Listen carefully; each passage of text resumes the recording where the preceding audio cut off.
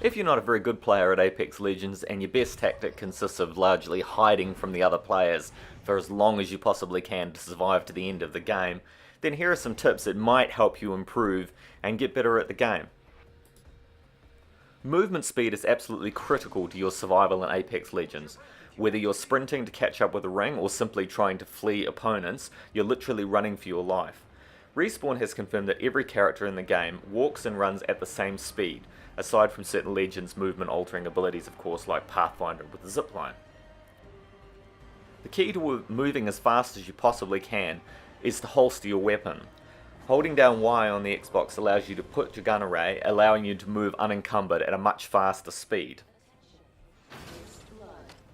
Of course, it's important to note that while sprinting with your gun holstered is much faster, it isn't the absolute fastest way to move in Apex Legends. Sliding is the way to do it. To slide, start running and then press the crouch button, B on the Xbox. Sprinting into a slide along level ground provides a moderate speed bump, but if you really want to slide the fastest and you're heading into a lower elevation, there's no reason not to slide down a hill. An unarmed player sliding downhill is nearly 61% faster than the top running speed. One especially useful tip is that your character's health and shields don't recharge on their own, so you have to restore them with consumable items such as syringes and shield cells. This usually means having to hide for a few seconds while you heal back up again. However, you can totally heal while you're sliding with no movement speed penalty. Learning to move while you're in the air is just as important as on the ground, since your prospects in a match of Apex Legends will often hinge on where you decide to land. Of course, gear is randomly generated, so you can't effectively guarantee that you're going to receive any sort of item, but it's important to be able to get to a location and get armed as fast as you can before you encounter other players who may or may not be armed, looking to kill you.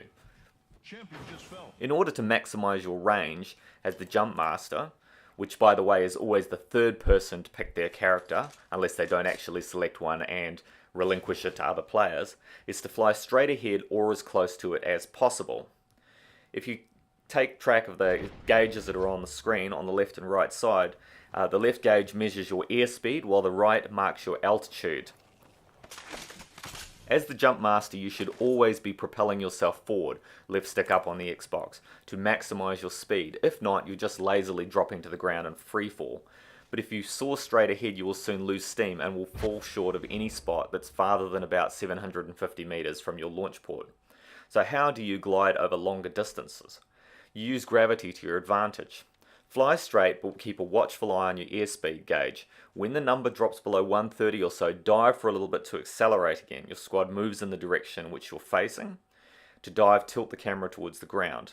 Note that you only need to dive very briefly for a second or two to regain your airspeed. Once the speed gets above 140, you can flatten out and return to flying straight. You'll be able to coast for a few seconds before you slow down again. Just keep repeating this until you reach your desired landing zone. It looks like your squad is flying along like dolphins diving in the air. Avoid flying too close to natural or man-made structures. This can trigger a landing animation because the game assumes you're near solid ground. Just before you land, consider splitting up the team. Stay reasonably close to each other so you can cover each other if you need it, but you want to make sure that everybody is not fighting over the same cache of gear. You all need to get armed up and equipped as fast as possible to deal with any other groups that may stray into your area. If you're using the flight techniques as described, you should be able to have a range of about 1300 to 1400 meters. So in order to gauge your distance to your target, you can ping it and the ping will display how far away it is. Then you can determine whether or not it's a reachable goal. If you want to deny other players access to areas, you can block doors using other players, death boxes, or gas traps. But if you are stuck behind a door that won't open, you can also destroy doors with grenades and melee attacks. FYI, you can also destroy caustics as gas traps without setting them off. Shoot the base of the trap, the red part below the inflated black gas tank.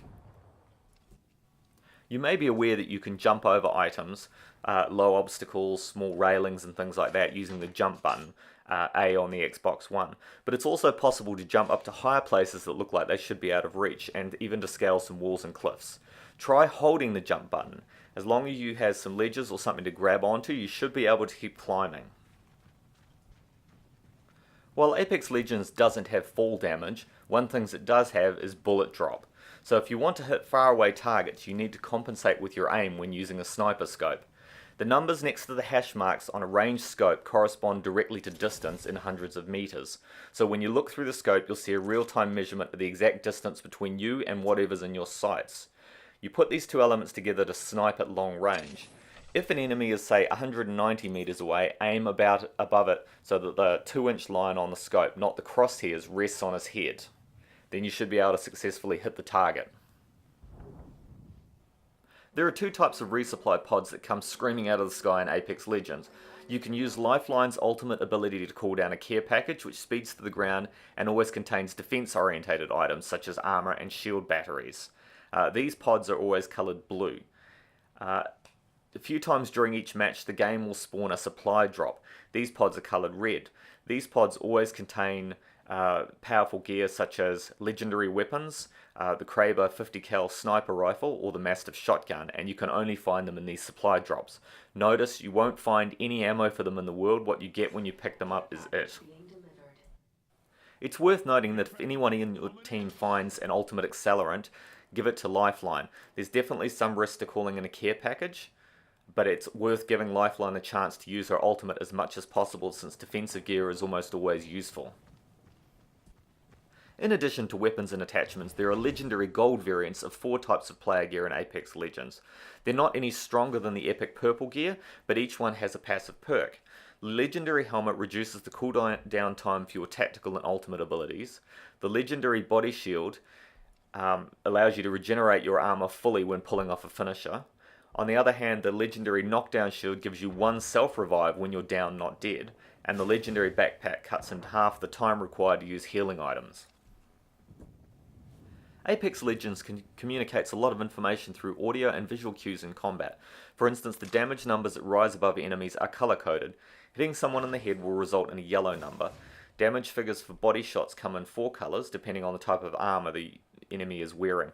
Purple for legendary or epic shields, blue for rare shields, white for common shields, and red for no shields. You'll know when you've taken an enemy's armor down by the shattering sound you hear. Take that as a signal to rush in and murder them all as fast as you can. Now, if you're one of those unfortunate team members that have been murdered or nearly murdered, the down state in Apex Legends is very forgiving. While you're down and bleeding out, you can't attack, revive teammates or sprint, but you still have the ability to crawl around at a reasonable speed, and you can also use doors and even move through Wraith's portals. Holding the knockdown shield will keep you alive for a bit longer if you're under fire, and most importantly, you can continue to use pings in this state. So, rather than abandoning the game and fleeing back to the entry point, you should keep pinging enemy locations to help give your squad mates a better chance of surviving for as long as they can. And hopefully they'll be able to revive you at the shuttle point. So that's all the tips I have for you at the moment for Apex Legends. I hope that helps some of you to become better players. I know some of these tips have helped me with things. And I will see you for the next video. As always, if you enjoyed the video, please smash the subscribe button, click on the like, feel free to leave any comments, and I'll see you next time. Thanks for watching. Bye.